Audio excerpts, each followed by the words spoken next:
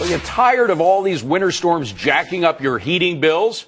Well, now there is a different kind of storm brewing in D.C. that may give some electric bills a real jolt. Try an 80% jolt. Testimony by an Obama energy official this week exposing that shocking number. It's all stemming from a new EPA rule for coal-powered plants in the name of fighting global warming. And, Mike, you say it's another example of D.C.'s social engineering that ignores the real cost to all of us. And let me just play a soundbite from the president when he was running for president back in 2008 about what he really thought about coal energy.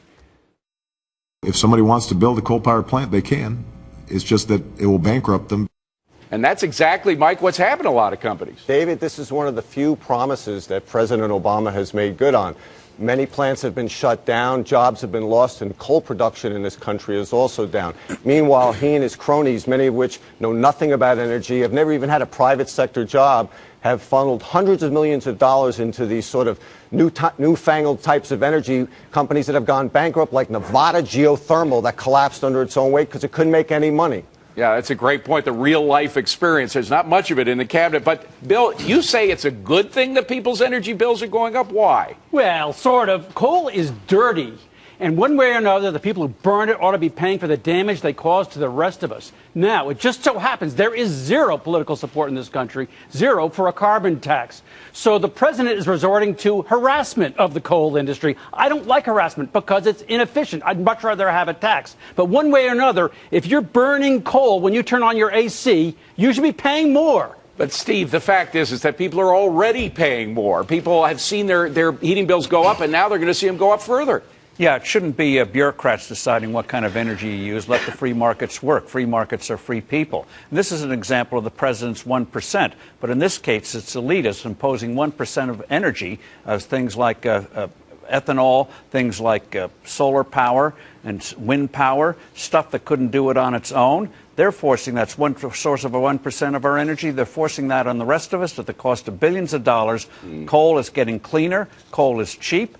Let the markets work. It's freedom. And, Rick, even if the end result is a positive end result, cleaner air for everybody, again, it sort of reflects this administration's lack of practical experience. Mike Ozanian was talking about that. Only 4 of the 15 cabinet members have any private sector experience. And, by the way, 2 of those, Jack Lew and Chuck Hagel, were kind of the in-and-out guys who come in and out of government. Yeah, but let's set a few facts straight on this. Number one, the EPA regulation that's been proposed has nothing to do with existing coal plants. It would be on new construction of coal plants. So the existing coal plants will not be raising your price of energy.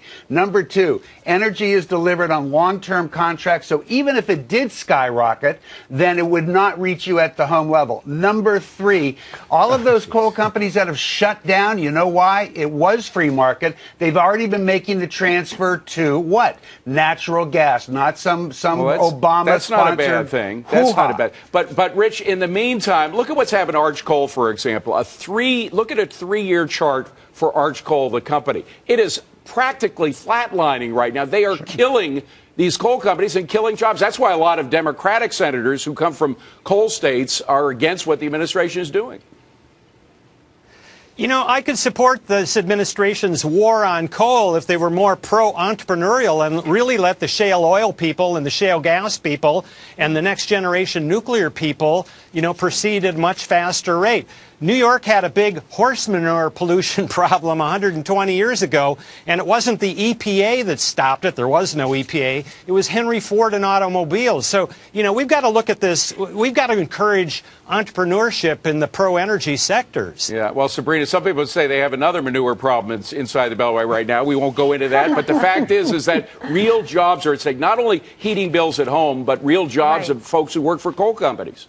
Right. I mean, coal makes up about 40% of the electricity generated in the United States. And this is another example of a regulation that the president is pushing with little consideration for the consequences of it. I mean, the fact is this would have massive impacts, not just on our personal heating bills, but on factories, transportation, hospitals, all sorts of industry that depends on affordable energy. And so once again, the administration is pushing out there, picking winners and losers in the energy industry with no consideration for how it will impact Americans. Yeah, and in terms of the point about new plants, when they stop new plants, they're going to go after the old and shut them down as well.